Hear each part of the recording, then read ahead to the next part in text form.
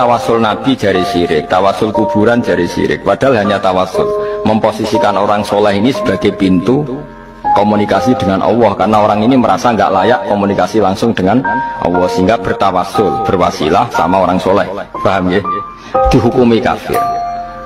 Kalau pelantara dianggap kafir, lalu mereka kalau berobat ditanya sudah sembuh sudah, dan mereka menjawab syafani tobib kata, wa syafani dawa kata. Kalau ditanya kenapa kamu sembuh? Alhamdulillah, dokter kemarin cocok terus menyembuhkan saya. Obat kemarin cocok dan menyembuh. Kenapa mereka tidak menghukumi kafir?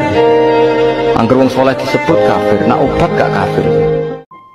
Tawasul Nabi jari syirik, tawasul kuburan jari syirik. Padahal hanya tawasul, memposisikan orang soleh ini sebagai pintu komunikasi dengan Allah, karena orang ini merasa nggak layak komunikasi langsung dengan Allah, sehingga bertawasul, berwasilah sama orang soleh. Paham ya? Dihukumi kafir.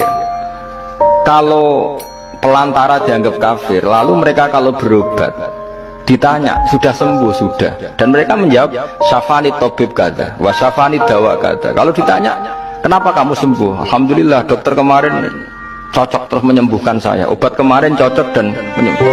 Kenapa mereka tidak menghukumi kafir? Angger wong soleh disebut kafir, nak obat gak kafir.